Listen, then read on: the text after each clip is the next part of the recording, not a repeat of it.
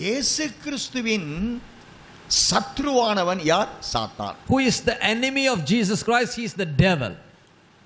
இயேசு கிறிஸ்துவின் சத்ருவான சாத்தானை உன் பாதபடியாக்கி போடுகிற வரைக்கும் இயேசுவே மேசியாவே நீ என் பக்கத்தில் வலதுபுறத்தில் உட்கார்ந்திக்கன்னு சொல்றார்.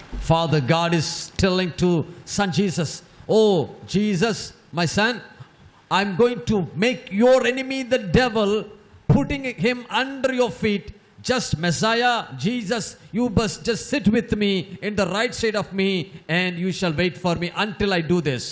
ஆனால் வலதுபாரசத்திலே உட்காரும் என்று சொன்ன அன்பு பிதா அவருடைய தீர்மானத்தின்படி சத்ருவானவன் குமாரனுடைய பாதத்தில் வந்து விழணும். According to God's plan, Jesus is sitting on the right hand of the Father. The devil, the enemy, has to come under the footstool of Jesus. குமாரனாகிய கிறிஸ்து பிதாவின் வலதுபாரசத்திலே சீயோனிலே அமர்ந்து கொண்டிருக்க, ஆனால் சாத்தானாய் சத்ரு குமாரன் பாதபடியாக்கப்பட வேண்டும்.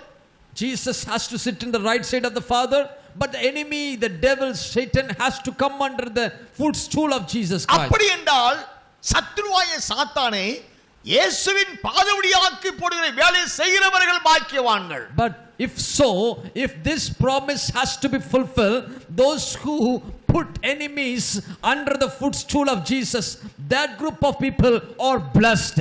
ஆனபடியாலே அது முதற்கொண்டு அருமை அன்பு பிதாவாகிய இயேசப்பா From அந்த வேலையை செய்வதற்கு என்றதான ஒரு நல்ல கனி கொடுக்கும் திராட்சை தோட்டமாகிய மணவாட்டியை எழுப்பிக் கொண்டே இருக்கிறார். If the promise has been made already, from that day onwards, the Lord is preparing a vineyard which will give the good fruits, through whom the Lord is going to put the enemy under the footstool of Jesus. The Lord is preparing from that day onwards. In these last days, the bride is rising up and going to kill that enemy and putting him under the footstool of Jesus. சத்ருவாய் சாத்தானை தோற்கடிக்கிறவர்கள் எவர்களோ அவர்களே அலங்கார வாசல் வழியாக சீயோனிலே பிரவேசிக்க முடியும். Those people who put devil under the judgment and overcome him and destroy him, that people will enter through the gates of beauty and they will enter through the Zion. 45வது சங்கீதம் 9 முதல் வாசிக்கலாம். Psalm number 45 verse from 9 onwards. உமது நாயகர்களுக்குள்ளே அரசரின் குமாரத்திகள் உண்டு. ராஜஸ்ரீ ஓப்பீரின் தங்கம் அணிந்தவளாய் உமது வலது வாரசத்தில் நிற்கிறாள். குமாரத்தியே கேள், நீ உன் செவியை சாய்த்து சிந்தித்துக்கொள். உன் ஜனத்தையும் உன் தகப்பன் வீட்டையும் மறந்துவிடு. அப்பொழுது ராஜா உன் அழகில் பிரியப்படுவார். அவர் உன் ஆண்டவர் ஆகியால் அவரை பணிந்துகொள். தீரு குமாரத்தி காணிக்கை கொண்டு வருவாள். ஜனங்களில் ஐஸ்வர்யவான்களும் உன் தயவை நாடி வணங்குவார்கள். ராஜகுமாரத்தி உள்ளாக பூரண மகிமை உள்ளவள். அவள் உடை பொற்சரிகையாய் இருக்கிறது. சித்திர தையலாடை தரித்தவளாய் ராஜாவினிடத்தில் அழைத்து கொண்டு வரப்படுவாள்.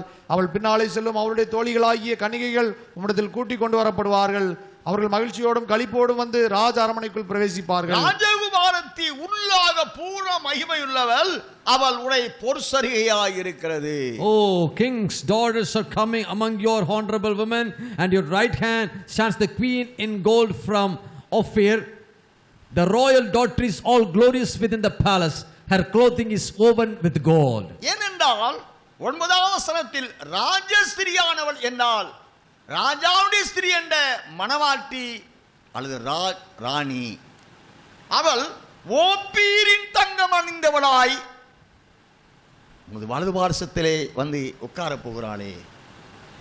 Here the king's woman is the queen.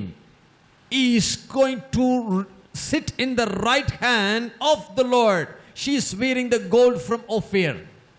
உம்முடைய வலது பார்சத்தில் உட்கார வேண்டும் என்றால், மணவாட்டியாக அமர வேண்டும் என்றால், உமது ராஜஸ்திரியாக வேண்டும் என்றால், நீயும் மணவாளனும் மணவாட்டியும் ஒன்றர திருத்துவத்துக்குள் ஒன்றாகிவிட வேண்டும் என்றால், நீ ஓப்பீரின் தங்கத்தை போன்ற சுத்திகரிக்கப்பட்ட புனருபதியாக வேண்டும் என்று 9வது வசனத்திலே தேவன் அறிவிக்கிறார். In the verse number 9, if you want to be sitting in the right hand of the Lord Jesus, you want to sit with the bridegroom Jesus as a bride, as a queen, you need to be wearing with the gold from Ophir. The gold refers to the refining. You should have such a pure and a holy life. 13-14 வசனத்திலே நீ பூர்ண ரூபவதியான ராஜஸ்திரியாய் மாற வேண்டும் என்றால் நீ சித்திர தையலாடை தரித்தவளாக வேண்டும். Number 13 you can find, if you want to be the beautiful wife of the Lord, then you need to clothe with the woven with gold.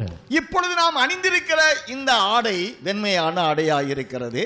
ஆனால் ஒரு அழகான ஒரு ஆடையாக வேண்டும் என்றால் அது ஒரு காஷ்மீர் சால்வை போல, ஒரு உதாரணத்துக்கு ஒரு அழகான சித்திரத்தால் வரையப்பட்ட ஒரு ஆடையாக வேண்டும் என்றால் அந்த வஸ்திரம் முதலாவது ஒரு அழகான ஓவியம் அங்கே அவுட்லைனாக வரைய வேண்டும். அதன் பிறகு பல நிறமுள்ள நூல்களால் ஊசிக்கொண்டு அந்த அவுட்லைனிலே குத்தி குத்தி முடிவிலே பார்க்கும் பொழுது ஒரு அழகான ஓவியத்தை உடைய வஸ்திரமாய் காணப்படுகிறது. If we are also wearing some clothing, if it wants to become a royal dress clothing, we need to decorate it, we need to embroider it, we need to do some art in it and knit in it so that it will become a worthy, a beautiful decorated clothing upon us.